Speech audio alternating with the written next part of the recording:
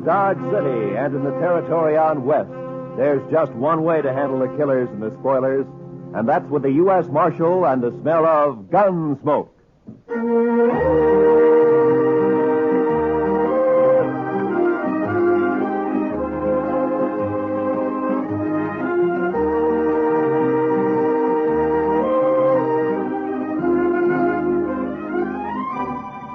Gunsmoke, starring William Conrad, the transcribed story of the violence that moved west with young America, the story of a man who moved with it, Matt Dillon, United States Marshal.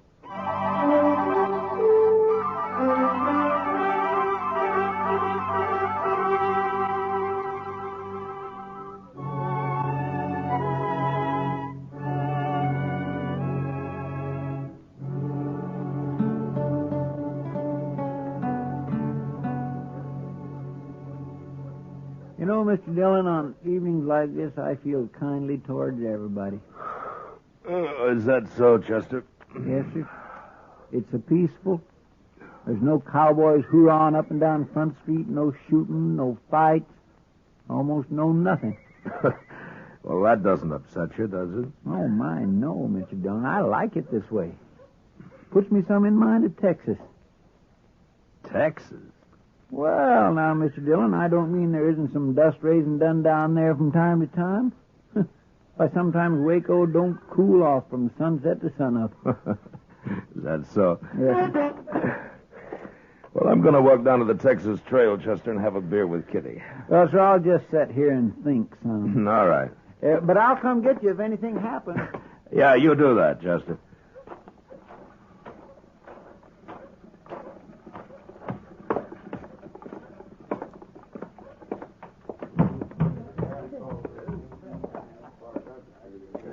Hello, Matt. Ah, Kitty. I was kind of looking for you. You got time for a beer? Sure. You want to go over to a table? Oh, the bar's cooler. Sam, set up some beer for me and Miss Kitty, will you? Why, sure, Marshal.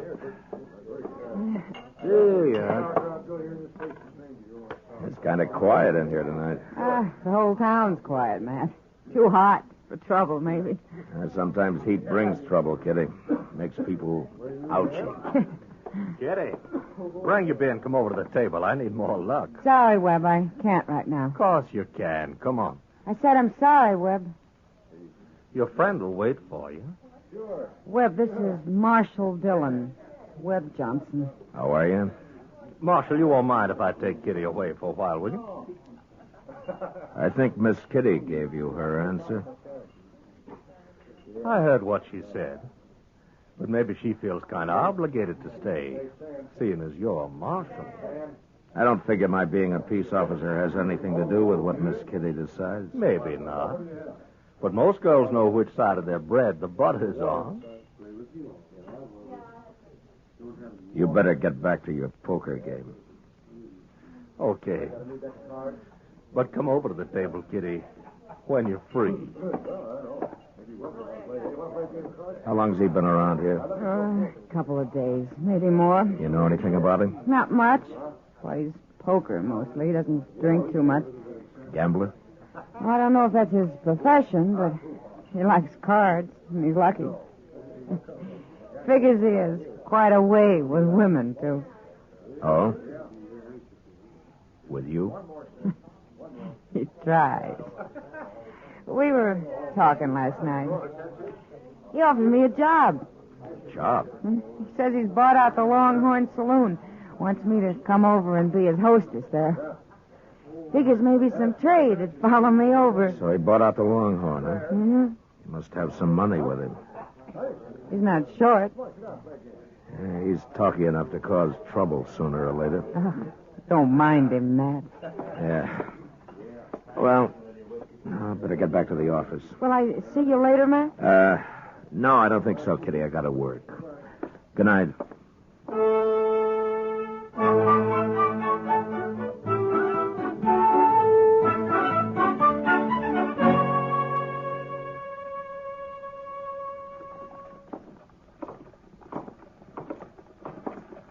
You sure you don't want to eat, Chester? No, sir, thank you kindly, Mr. Dillon, but I already ate. Oh. I think I'll just walk on down to Depot, maybe. The depot? Yes, sir. Chester, what in the world do you do down there? Oh, Mr. Hightower and me just sort of sit around and socialize. Then besides, there's a train due in. Sometimes there's all sorts of things.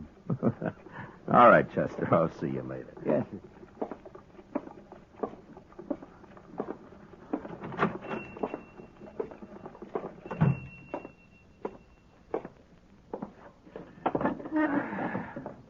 Now, Jimmy, cook me up some potatoes, will you? 3 or 4 eggs and some of that side meat. Yes, sir, Marshal. It's the marshal, ain't it? Well, good morning, Mr. Webb. Unless you're expecting company, you could ask me to sit with you. Well, I don't mind.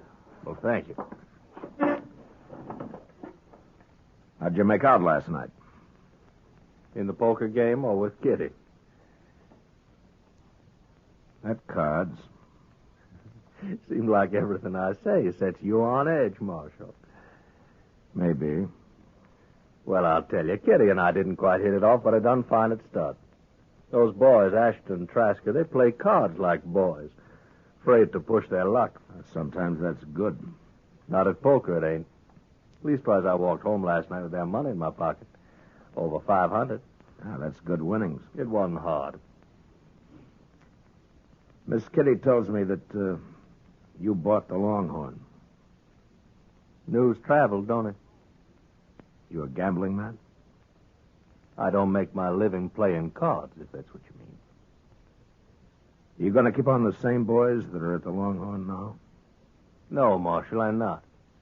I've got my own way of doing things. Those boys might not understand. So I've got 2 dealers coming in this morning from St. Louis. We worked together before. Here's your breakfast, Marshal.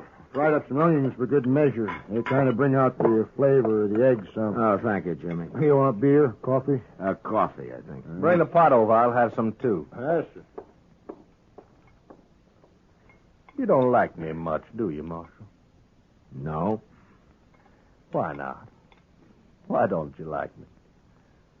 Well, for one thing, you talk too much. That may be. Let me give you some advice, Mr. Webb. This is an easy town to get killed in. So I've heard. So see to it that the Longhorn runs smooth and easy, huh? Speaking of gambling. Gambling or girls. Well, now, Marshal, there's a lot of money in Dodge these days, what with the trail herds and the buffalo and all. I'd feel kind of bad if I didn't get my share of it. The money that changes hands in the Longhorn is your business as long as it's honest. You just tell your St. Louis dealers to remember that. You're mighty preachy for Marshal, ain't you? I'm not interested in the morals of the citizens individually. But when it affects the peace of the whole town, it is my business. Well, now, from the way you talk, I don't imagine you'd be interested in the percentage deal. Or would you? Get out of here. And remember what I said. Why, sure. Well, I'll tell you one thing, Marshal. That star on your chest don't scare me one bit. Well, good morning, Miss Russell, and how are you this morning? I swear, I don't understand that Webb Johnson. Sit down, Kitty. Have some coffee. That's why I came by. I figured you'd be eating when there was no one at the office. Chester's down at the depot waiting for the train. Anything important, Matt? No, just the train. He likes trains. Matt, I had a long talk with Webb last night. No? Yeah, after the game broke up, he bought me some drinks. He say where he was from, Kitty? Missouri. Mr. Dillon? Mr. Dillon. Yeah, what is it, Chester? Oh, you should have seen it, Mr. Dillon. My gracious alive. The train no sooner come to a stop. Hello, Miss Kitty. The train no sooner come to a stop and they begun getting off. Must be 15 or 20 of them. 15 or 20 what? Girls, Mr. Dillon, girls. In no time at all. The depot platform was just plain crawling with them. Well, they're going to work at the Longhorn. The Longhorn? That's right, Chester. Webb Johnson's bought it. Those are new hostesses. They're from St. Louis, Chester. Oh, my goodness, Mr. Dillon, it fair gives a man the shakes to see so many women all at one time. Well, they'll keep, I think. You can go on back to the depot if you want. I'll see you later. Well, don't you want to come look, Mr. Dillon? Like he says, Chester. They'll keep.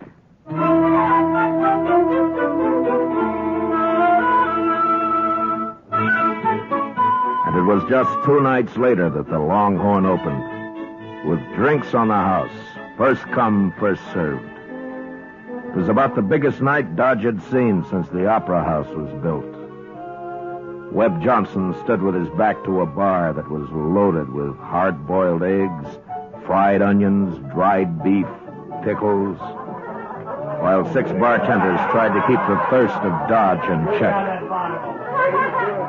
Chester and I sat back where I could watch the dice table and the new dealers. But it wasn't a night for trouble. Well, Marshal Dillon. See you come to pay us a visit on opening night. Hello, Webb. Not drinking, Marshal. It's on the house, you know. Not tonight, thank you. Too bad. I've always made it a practice never to turn down anything free. Well, how about your friend here? Well, yes, sir. I could use a little whiskey with some sugar in it.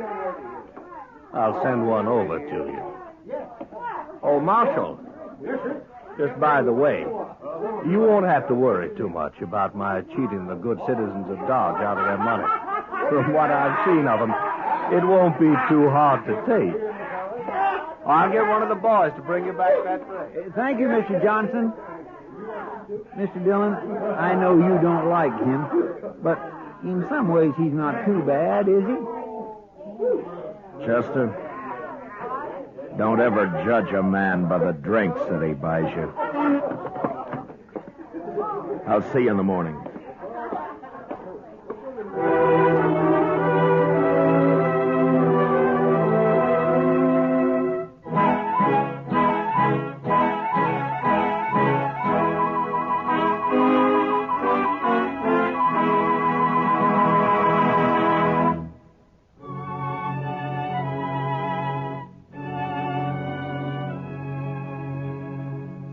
More than 2 weeks passed in Dodge, and there wasn't any trouble to amount to anything. A couple of buffalo skinners got knifed in a fight the other side of the river, and that was all. I saw Webb Johnson a couple of times walking along Front Street, each time with one of his new entertainers, but I avoided going into the Longhorn unless I had to. I didn't want any part of him or his saloon.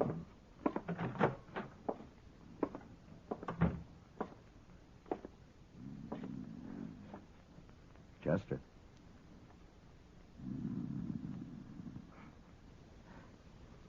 Chester.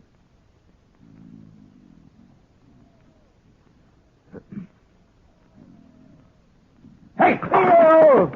Yeah. Good evening, Mr. Dillon. Good evening, Chester. I wasn't really sleeping, Mr. Dillon. I was just resting my eyes some. Oh, is that so? Yes, you see, I come back to the office after supper and kind of straightened out your papers some, and I just sat down at your desk to read a few reports, and I guess maybe my eyes got a mite strained. Oh, I see. Chester, the way you've been working lately,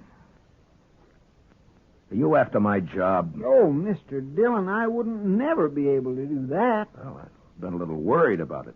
You've been patrolling the town an awful lot at night lately. Oh, that. Well, to tell the truth, Mr. Dillon, I've been keeping company, you might say. Oh? Yes, sir. One of them little... I think she cottons to me some. Olive Hasty, her name is. Olive Hasty, huh? She one of the girls from St. Louis? Yes, sir, but she isn't like the others. Oh, she's just as nice and polite. Why, she told me the other night that all she wants to do is find some nice place and settle down. Oh. She purely hates being in this sordid business. She's one of the finest... Marshal Gillen? Yes, that's right. My name's Cook. Side Cook. Mr. Cook? I was thinking maybe you could help me. Well, perhaps I can. I'm looking for a man. I heard he took a train for Dodge about 2 weeks back. Oh? Well, what's his name? He called himself Sam Williams last time I saw him. Don't know what name he uses now. Oh, there are 2 or 3 Williamses in Dodge, Mr. Cook. Oh? What did this man you're looking for have to mark him out? Oh, nothing special. He's a young man, Marshal, maybe 35, 6. Big, too, with dark hair and black eyes. Well, that wouldn't fit any of the Williams men I know. His name wouldn't have to be Williams. Yeah. Just why are you looking for this man? I'm going to kill him. That's a funny thing to tell a U.S. Marshal, isn't it, Mr. Cook? I guess it is, Marshal, but I got my reason. Well, do you mind telling me? No. I've seen a lot of gunfights in my time, and most always there's someone gets killed that had nothing to do with the argument. I figure it's best to stay away from people if there's got to be shots fired. So? So when I came into Dodge, I figured I'd find out from you if this man was here, and you could tell him to get out of town. I could kill him then out on the prairie somewhere. I see. Are you sure you'll kill him? It could work both ways, you know. Oh, I know that, but I'm an old man, so I don't have as much to lose. Why is it you want this Williams so bad? What did he do? It's not too long a story, Marshal. He was a Missouri raider after the war. He and some other fella come down to my farm one night. He took most everything we had, my wife and I. He was all pretty drunk, I guess. My daughter, she was about 17 then.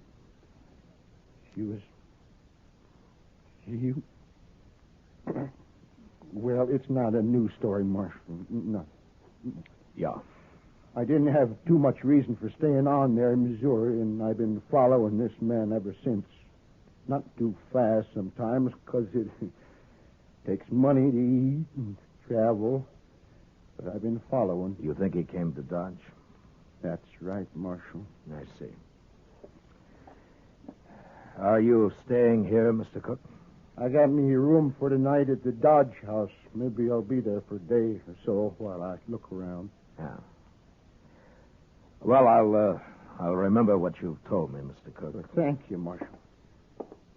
I sure hope I don't make you any trouble over this. Mr. Dillon? Yeah, I know, Chester. I think it's Webb Johnson, too. Well, what are you going to do? I'll try to get Webb to leave town for a few days until I can get Cook there, headed out somewhere else on a false trail. But if that Webb Johnson really did that, shouldn't he go to jail or at least go to trial? We don't know what happened at the Cook farm other than what he just told us. My guess is he won't ever tell us any more. He figures it's his business to take care of in his own way. What are you going to do? Well, I'm going to go down to the Longhorn. Have a talk with Webb.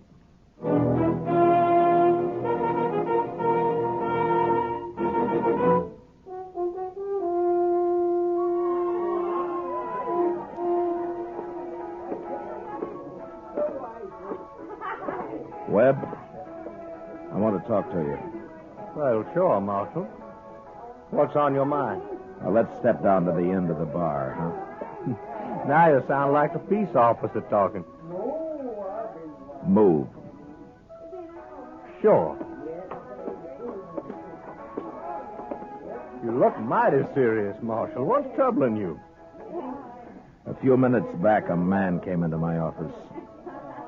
He's looking for you. That so? He knows you by the name of Sam Williams. Most folks know me by the name of Webb Johnson. Your man must be thinking of someone else. I don't think so. You could have changed your name. Lots of men have. And you fit the description he gave. Suppose I am the one this man is looking for. What then? What's he want with me? He plans to kill you. I see. What are you going to do with him? Nothing. He doesn't even know you're in town. He came to ask me if you were. He's got a strange way of doing things. Well, he may have his reasons. Now, why are you telling me this, Marshal?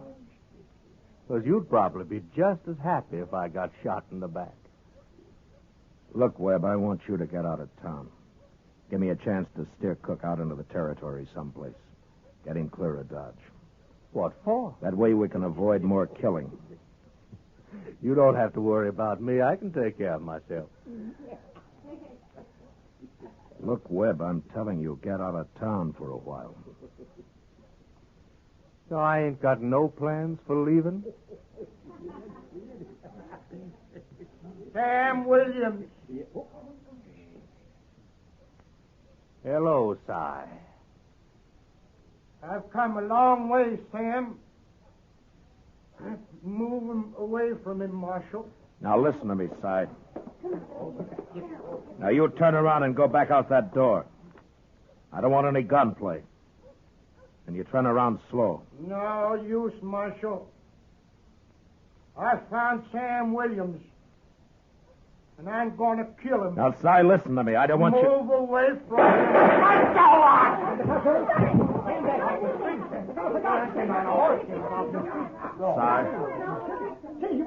Si.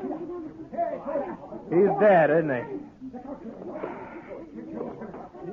Yeah, he's dead. Well, he was bound to get himself hurt sooner or later. He was crazy as a hooty owl. Who did this, Webb? Well, why do you ask me that, Marshal? Because Cook told me why he held a grudge against you. Why he was looking for you. You mean that story about the farm and his daughter-in-law? Well, now, what about it, Marshal? You couldn't prove nothing now, even if it was true.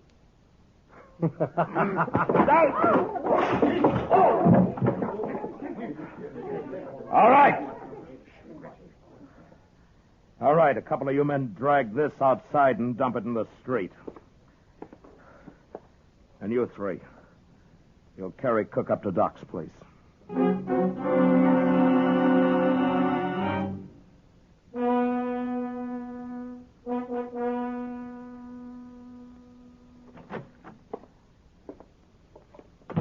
You talk with Webb Johnson, Mr. Dillon? Chester, Cy Cook was shot just 5 minutes ago.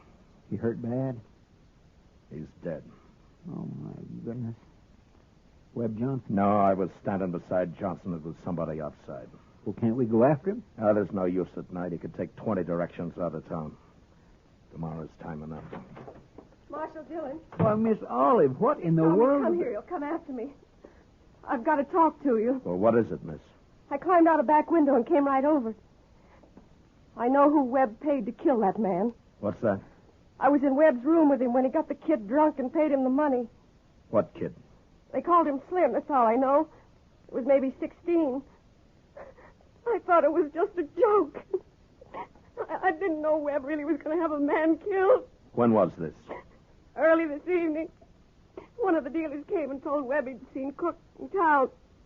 That's when it started. You remember what Webb said to the kid? Yes. Is it worth a horse and $100 to you to shoot a man? The kid was drunk and he laughed and said, what color was the horse? You'd swear to this in a court. Marshal, I'm scared. If I thought about it, I wouldn't have come. Maybe Webb will have someone shoot me. All right, take it easy now, miss. Now, look, you'll be safe here. You're not going to leave me here. Chester, get me that shotgun. Yes, sir. And take one for yourself. Am I going with you?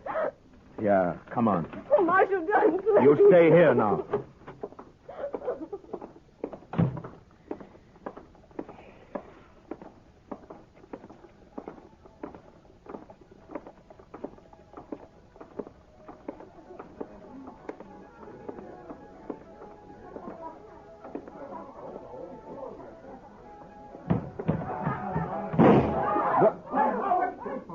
All right, Chester, climb up on the bar. And shoot the first man that makes a move. Yes, sir. You two men, you're dealers. Get over against the wall. Now go on, belly up. I'll cut you in half. You make a move. All right, now, where's Johnson?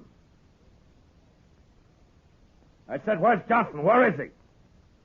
Okay, he's upstairs, Marshal, in the office. All right, Sorrells, you're deputized. Stand by the door there. No one goes in or out. Yes. Chester, I'm going upstairs.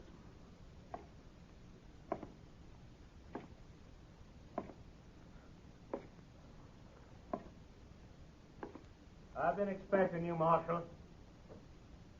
Be no need to come upstairs. I'll meet you halfway.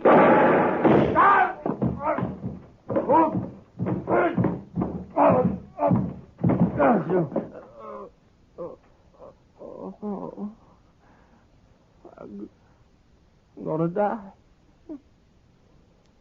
Marshal, I'm gonna die. You had your choice, Webb, like any other man. I'm young, Marshal. I haven't had time enough. I didn't want to kill you. Marshal, I'm scared. Now I'm scared. Marshal.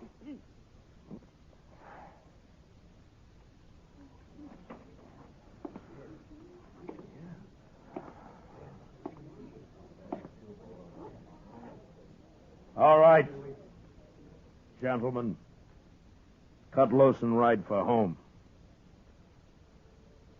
Until further notice, the Longhorn Saloon's closed.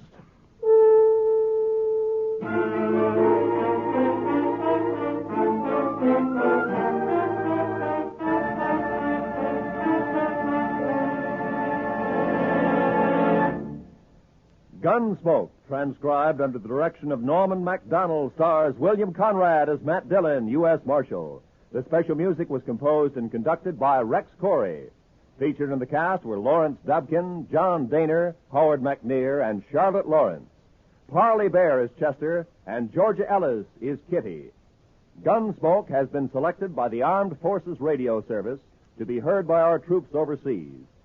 Join us again next week as Matt Dillon, U.S. Marshal, fights to bring law and order out of the wild violence of the West in Gunsmoke.